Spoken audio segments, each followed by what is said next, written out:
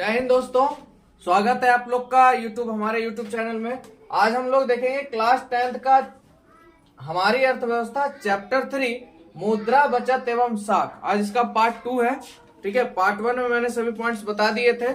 आज पार्ट 2 देखते हैं। देखिए, पार्ट 2 में पहला पॉइंट से शुरू करते हैं। एटीएम सह डेबिट कार्ड। एटीएम को एक तरह से सह डेबिट कार्ड भी कहते हैं। ठीक है, देखिए इसके बारे में बढ़िया से जानते हैं। आपको पता है आर्थिक विकास के इस दौर में बैंकिंग संस्थाओं के द्वारा प्लास्टिक के एक टुकड़े को भी मुद्रा के रूप में उपयोग किया जाने लगा है। अब मान लीजिए आपके पास मुद्रा ले जाने में कठिनाइयां होती थी, तो उसमें क्या किया हो गया भाई, एटीएम लागू हो गया कि आप कहीं पर भी किसी भी संस्थान से 24 घंटे किसी भी हाल में आप रुपया निकाल सकते हैं। यानी मुद्रा आपको साथ ले जाने की जरूरत नहीं है। जहां काम पड़े भाई वहां पे अपना मुद्रा निकालिए और यूज कीजिए, काम खत्म, है ना। तो ये चीज होने लगा। प्लास्टिक के मुद्रा का एक रूप एटीएम है। प्लास्टिक मुद्रा के रूप में एक रूप क्या है, एटीएम है।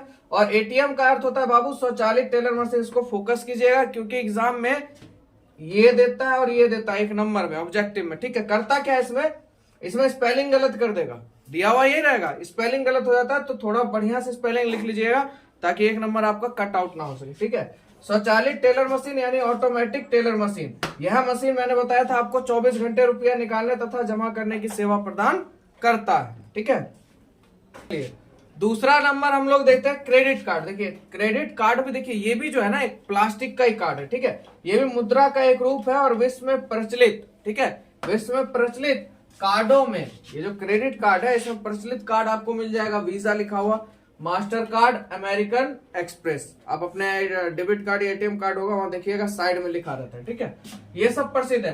क्रेडिट कार्ड के अंतर्गत ग्राहक की वित्तीय स्थिति को देखते हुए, उसकी वित्तीय स्थिति मतलब पैसे का आदान प्रदान कैसे है, ठीक है, देखते हुए बैंक उसकी साख की एक राशि निर्धारित कर देता है। बैंक जो है देखता है हाँ भाई ये बंदा इतने दिन से बैंक में काम कर रहा है, इसका साख बढ़िया है, मतलब बैंक से लेन देन इसका बढ़िया चल रहा है, तो वो एक लिमिट दे देता है कि आप भाई इतने रुपए तक इस कार्ड से आप यूज कर सकते हो। ठीक है, तो जिसके अंतर्गत वह अपने क्रेडिट कार्ड के माध्यम से निर्धारित धनराशि के अंतर वस्तुओं और सेवाओं को खरीद सकता है ना। सेम चीज मैंने बता दी।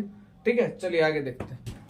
आगे हम लोग देखते हैं मुद्रा का आर्थिक विकास। ठीक है, या उसको महत्व कही। ठीक है, देखिए आधुनिक आर्थिक व्यवस्था में मुद्रा का काफी महत्व है। अभी जो आधुनिक अर्थव्यवस्था या इंफ्रास्ट्रक्चर आपकी मौजूद हुई है उसका सबसे बड़ा अगर श्रेय जाता है तो किसको जाता है बाबू, मुद्रा को जाता है। ठीक है, और मुद्रा ना होती तो विश्व के विभिन्न देशों में इतनी आर्थिक प्रगति कभी भी संभव नहीं होती।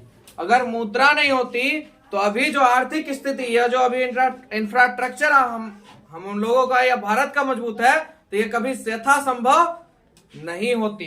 ठीक है, अब देखिए प्रोफेसर मार्शल जो हमारे महान अर्थशास्त्री हैं, इन्होंने कहा कि मुद्रा वह धुरी है जिससे चारों तरफ संपूर्ण आर्थिक विज्ञान चक्कर काटती है। जैसे मान लीजिए साइकिल का रिम होता है ना, बीच में क्या होता है, धुरी, और रिम आराम से घूम रहा है, ट्यूब टायर आप बैठ भी जाइए तो घूमने काम कर रहा है। तो मुद्रा ठीक उसी तरह धुरी है जिसपे चारों बगल सब क्या कर रहे हैं, चक्कर काट रहे हैं। ठीक है, चलिए आगे बात करते हैं मुद्रा से लाभ।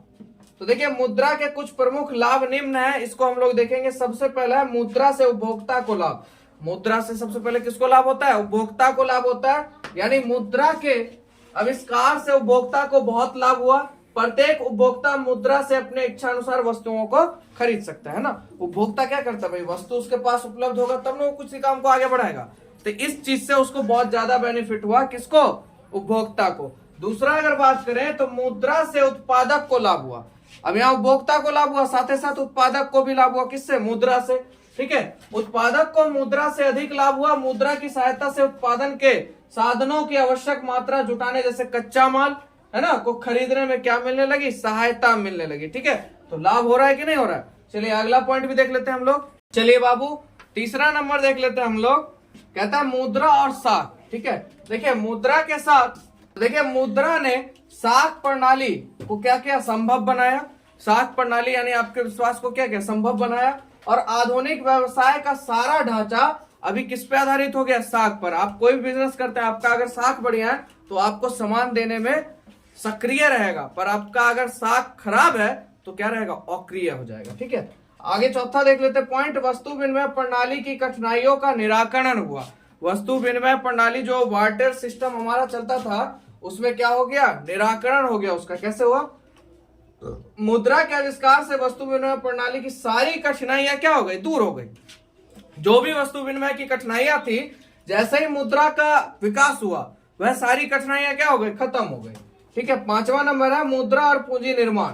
ठीक है, तो मुद्रा एक तरल संपत्ति है, ये बात तो आपको पता है। मुद्रा कैसी है, तरल संपत्ति है। ठीक है, और इसे बैंक में जमा कर सुरक्षित रखा जा सकता है और ब्याज भी प्राप्त किया जा सकता है। तो देखिए, मुद्रा से आप पूंजी का निर्माण कर रहे हैं, या तो सीधा समझिए गांव घर में जो होता है सुद पर रुपया लिया जाता है, पैसा आपका और उसी पैसा का ब्याज जो लगता है, तो सुद हो गया। यानी मुद्रा से ही मुद्रा का निर्माण करना, पैसे से ही पैसे कमाना। ठीक है, आ गया 6वां नंबर मुद्रा और बड़े पैमाने के उद्योग। अब मुद्रा से बड़े पैमाने के उद्योग भी निर्मित होने शुरू हो गए। तो देखिए, मुद्रा के होने से आज बड़े बड़े उद्योग स्थापित हो सके तथा बड़े पैमाने पर उत्पादन क्या हो गया, संभव हो सका। अब मान लीजिए जहां 10 साबुन का निर्माण होता था या एक अगरबत्ती का पैकेट का निर्माण होता था, अब वहां 100 निर्माण होना शुरू हो गए। क्यों? क्योंकि बड़े पैमाने पर वहां मुद्रा के कारण, कि मुद्रा बहुत बढ़िया मात्रा में उपलब्ध है, तो वहां निर्माण कार्य क्या होगा, बढ़िया होगा, यानी उपभोग ज्यादा कर पाएंगे। 7वां नंबर की बात करें तो मुद्रा और आर्थिक प्रगति। ठीक है, तो मुद्रा किसी देश की आर्थिक प्रगति का क्या है, सूचक है। हाँ भाई, आप प्रगति कर रहे हो तो यानी आपके देश में जो है मुद्रा का क्या है, आर्थिक विकास बढ़िया। ठीक है, 8वां नंबर है मुद्रा और सामाजिक कल्याण। तो मुद्रा द्वारा किसी देश की राष्ट्रीय आय तथा प्रति व्यक्ति आय की माप होती है, किसके द्वारा, मुद्रा के द्वारा। ठीक है, ठीक है, तो यहां तक आय होती है। और मुद्रा द्वारा सामाजिक कल्याण को भी मापा जा सकता है, क्योंकि समाज में आपने कितना कल्याण किया, कैसे कल्याण हो रहा है। ठीक है, आगे देखते हैं। मुद्रा ने आर्थिक जीवन में बहुत सेवा प्रदान की है। मुद्रा ने जो क्या किया, आर्थिक जीवन जो हमारा है उसमें बहुत सारी सेवा प्रदान करी है। इसलिए यह कहना उचित लगता है कि मुद्रा एक अच्छा सेवक है, यानी money is a good servant. सही बात है कि नहीं? मुद्रा ने जितनी सेवा हम लोग की तो हम कह सकते हैं मुद्रा एक अच्छा सेवक है। किसका? हम लोग का, आम लोगों का। आगे बढ़ते हैं बेटा बाबू, बचत क्या है? तो देखिए, समाज की कुल आय को वस्तुओं एवं सेवाओं पे खर्च किया जाता है। सही बात है, समाज की कुल आय जो है, जो आपके समाज की कुल आय है, उसको वस्तुओं और सेवाओं पे क्या किया जाता है, खर्च किया जाता है। और इन वस्तुओं को 2 भागों में बांटा जाता है। कितने भागों में? 2 भागों में। सबसे पहली अगर बात करें तो कुछ ऐसी वस्तुएं होती हैं जिनका हम क्षणिक या तत्काल उपभोग करते हैं, यानी भाई कोई ऐसी वस्तु है जिसका हम तुरंत उपयोग कर लेते हैं। ठीक है, तो उसको क्या कहते हैं, चालू वस्तु कहते हैं। उसको क्या कहते हैं, चालू वस्तु कहते हैं। कुछ वस्तुएं ऐसी होती हैं जो उत्पादन के कार्य में प्रयोग की जाती है और टिकाऊ वस्तुएं होते हैं। मतलब जैसे सीधा समझिए, इसी का उपयोग, इसका उपभोग करने में आपको बहुत जल्दी समय लगता है, तुरंत कर लेते हैं। और कुछ वस्तुएं ऐसी होती है जिसका उपभोग करने में थोड़ा समय लगता है, तो क्या होते हैं, टिकाऊ, है ना। जैसे सीधा मानिए, महंगी वस्तु और सस्ती वस्तु। महंगा एक बार, सस्ता बार बार। ठीक है, कुल आय का वह भाग जो चालू वस्तुओं पे खर्च किया जाता है उसे उपभोग कहते हैं। समझ में आ रहा है बात को? कुल आय, जो आपके पास कुल आय है, उसका चालू वस्तुओं पे जो आप लोग उपयोग करते हैं उसे क्या कहते हैं, उपभोग कहते हैं। और कुल आय का वह भाग जो आप टिकाऊ वस्तु पे उपयोग करते हैं, वो क्या हुआ, आपकी बचत हुई। हाँ भाई, आपने एक सामान खरीद के लाया, लंबा चला, तो इसका मतलब आपने असली बचत यहां से कर ली। और आप सस्ता सामान लेके आए, 2 दिन में टूट गया, पैसा उतना ही लगा, 200-300 के अंतर में खेल खत्म, तो बचत नहीं कर पाए। ठीक है, अतः स्पष्ट है कि आय तथा उपभोग का अंतर क्या कहलाता है, बचत कहलाता है। आय तथा उपभोग का अंतर क्या कहलाता है बाबू, बचत कहलाता है। 1 नंबर से 2 नंबर एग्जाम में शॉर्ट में पूछ देता है, लघु उत्तरीय में। यानी सेविंग्स बराबर बचत बराबर income minus compensation. Income minus compensation, यानी इनकम आपका क्या है, आय। आय में क्या घटा दीजिए, उपभोग को घटा दीजिए, जो आपने चालू वस्तुएं जो भी है आपका, यानी सेविंग्स बराबर इनकम माइनस कंपनसेशन। ठीक है, बचत क्या है, बचत आय तथा उपभोग का अंतर क्या कहलाता है, बचत कहलाता है। आय तथा उपभोग का अंतर बचत कहलाता है। चलिए आगे बाबू हम लोग देखेंगे साख क्या है। ठीक है, साख क्या है? देखिए, साख का अर्थ है विश्वास या भरोसा। सीधा समझ, साख बनाइएगा आप, साख का मतलब क्या है, विश्वास या भरोसा। ठीक है, जिस व्यक्ति पर जितना ही अधिक विश्वास या भरोसा किया जाता है उसकी साख उतनी अधिक होती है। जिसपे जितना भरोसा किया जाएगा उसकी साख उतनी ही क्या होगी, अधिक होगी। कोई दिक्कत? चलिए, साख में 2 पक्ष होते हैं बाबू। एक होता है ऋणदाता तथा दूसरा होता है ऋणी। देने वाला और लेने वाला। देने वाला ऋणदाता, लेने वाला ऋणी। ठीक है, अब आगे बात करते हैं साख का आधार। साख का मुख्य आधार विश्वास है, ये बात तो जान लीजिए। साख का सीधा मुख्य आधार क्या है? विश्वास।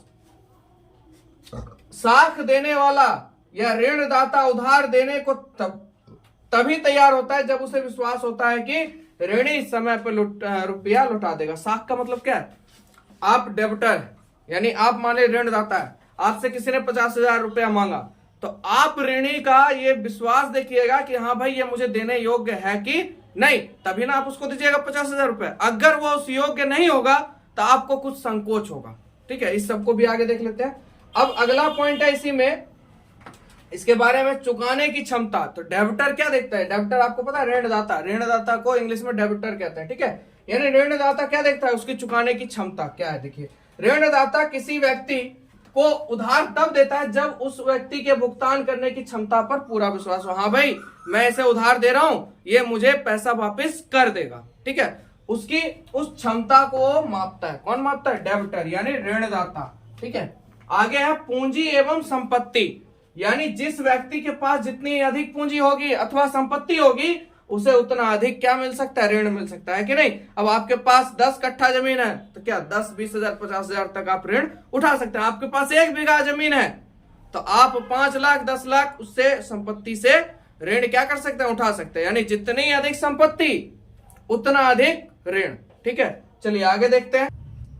चलिए बाबू, अगला पॉइंट देखते हैं, ऋण की अवधि। देखिए, ऋणदाता क्या करता है? ज्यादातर ऋणदाता को यह दिक्कत होता है, दीर्घकालीन ऋण देने में थोड़ा सा दिक्कत है। वो प्रयास करता है आपातकालीन ऋण हो जाए तो ज्यादा बेटर है, यानी कम समय में पैसा क्या हो जाए? रिटर्न हो जाए। ठीक है, तो वही चीज है, ऋणदाता दीर्घकालीन ऋण देने में घबराते हैं क्योंकि उन्हें संदेह रहता है कि दीर्घकाल में ऋणी की क्षमता, चरित्र और आर्थिक स्थिति में, ठीक है, परिवर्तन हो जाए। इसलिए ऋणदाता अल्पकालीन ऋण देना अधिक पसंद करते हैं, यानी कम समय वाला ऋण देना अधिक पसंद करते हैं। चलिए लास्ट है आपका इस लेसन का साख पत्र।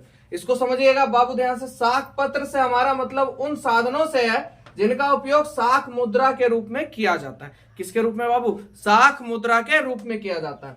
अतः साख पत्र ठीक मुद्रा की तरह कार्य करता है। जो साख पत्र है वो ठीक मुद्रा के जैसा ही काम करता है। साख पत्र कई प्रकार के होते हैं। ठीक है, आपको साख पत्र देखने के लिए बहुत प्रकार के मिलेंगे। देखिए, चेक, विनिमय बिल, बैंक ड्राफ्ट, हुंडी, प्रतिज्ञा पत्र, यात्री चेक, पुस्तकीय साख, साख प्रमाण पत्र। इस सब के बारे में उतना नहीं जानना है, आपके एग्जाम में ज्यादातर चेक पूछ देता है, चेक क्या है तो कुछ जान लेते हैं। तो ये सब साख पत्र के क्या है? प्रकार है। ठीक है, देखिए सबसे पहले बात करते हैं चेक की। तो चेक एक प्रकार का लिखित आदेश है। चेक क्या? एक प्रकार का लिखित आदेश है जो बैंकों में रुपया जमा करवाने वाला, ठीक है, अपने बैंक को देता है। रुपया जमा करने वाला अपने बैंक को देता है। ठीक है, उसमें लिखित रकम उसमें लिखित व्यक्ति को दे दिया जाए। उसमें जो लिखित रकम होता है, हाँ भाई 10,000 रुपए इसको दे दीजिए, साइन करके दे दिया गया, वो गया बंदा बैंक में जमा किया, बैंक वालों ने क्या किया? 10,000 उसको दे दिया। ठीक है, तो ये होता है आपका चेक। उसके बाद बैंक ड्राफ्ट है, ये बहुत बढ़िया काम करता है। ये क्या करता है? बैंक ड्राफ्ट के द्वारा आसानी से कम खर्च में ही रुपया एक स्थान से दूसरे स्थान तक भेजा जा सकता है। किसके द्वारा बाबू? बैंक ड्राफ्ट के द्वारा। तो आप लोग को वीडियो समझ में आया? पूरा चैप्टर यहाँ हो गया बाबू खत्म। ठीक है, चैप्टर 3 आपका खत्म। अगला चैप्टर हम लोग देखेंगे चैप्टर 4। और वीडियो आपको अच्छा लगे तो प्लीज लाइक करें, दोस्तों में जरूर शेयर करें, और जहां तक हो थोड़ा सपोर्ट कीजिए, चैनल को सब्सक्राइब कीजिए। ठीक है, मिलते हैं नेक्स्ट वीडियो में।